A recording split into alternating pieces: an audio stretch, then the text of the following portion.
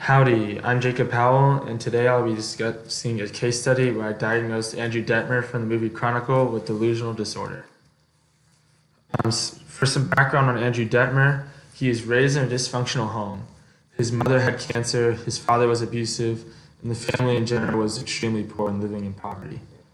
Andrew is also very antisocial. His best relationship is with his cousin Matt, but they are not very good friends. Matt just gives him rides to and from school.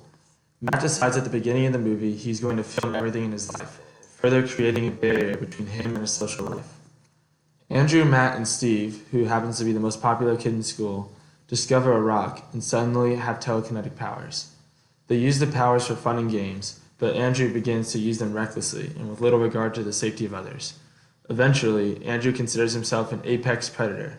He kills and robs neighbors, attempts to kill his father, and wreaks havoc on a world he believes hates him.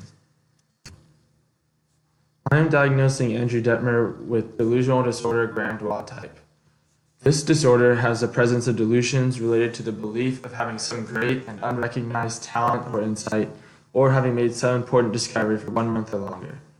However, apart from these delusions, functioning is not markedly impaired, and behavior is usually not obviously bizarre or odd. However, these patients also have manic or major depressive episodes, which are brief relative to the duration of the delusional period. The most noticeable symptom showing that Andrew has delusional disorder is the presence of a delusion. Andrew's delusion is that he believes he is the strongest person alive, and therefore no one else's life or well-being matters. In the middle of the movie, Andrew describes an apex predator who has total disregard for the life of those lower in the food chain, and later in the movie gives himself this title.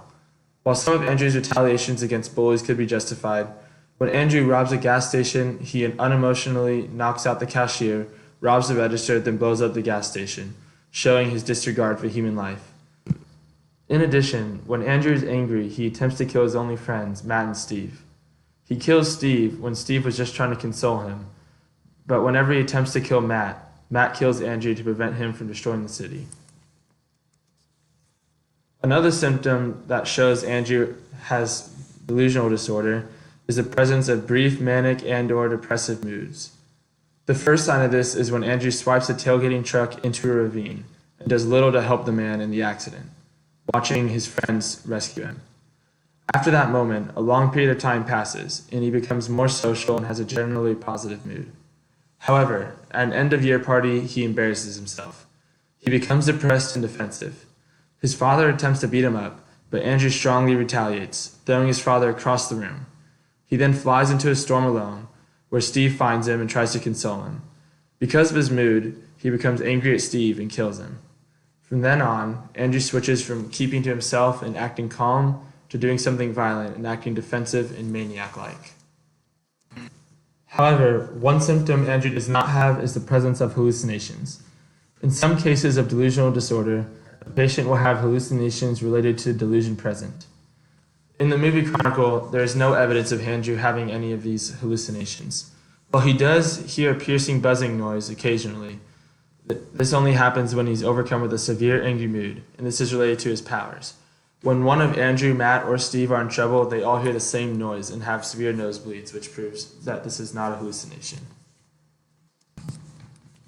Unfortunately, there are currently no cures and no generalized treatments for patients with delusional disorder. However, there are some methods psychologists use to treat these patients. The most common treatment is the use of antidepressants to improve the overall mood of someone who has this disorder.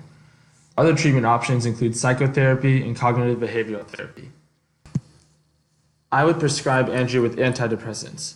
When his best friends tried to console him, he was never impacted. However, when Andrew was in a positive mood, he rarely acted on or thought about his delusions. Another treatment I would suggest is for Andrew to live in a less stressful, more nurturing environment. Andrew talked about wanting to visit monks in Tibet, and maybe living among them would be a good idea for him and improve his mood as well. The portrayal of delusional disorder in Chronicle is not really that accurately portrayed. Most patients with delusional disorder Grand-Wall type are nonviolent, due in part to not having superpowers, but also because they want people to believe them, which requires people being alive. Another inaccurate portrayal of this disorder in the film is that it makes a patient appear too dangerous or too far gone, when in reality, a combination of therapy and medication could lead someone to a normal life. While we should have pity for victims with this disorder and help them incorporate themselves into society, this film makes the audience believe that those with delusional disorder are dangerous and should be avoided at all costs.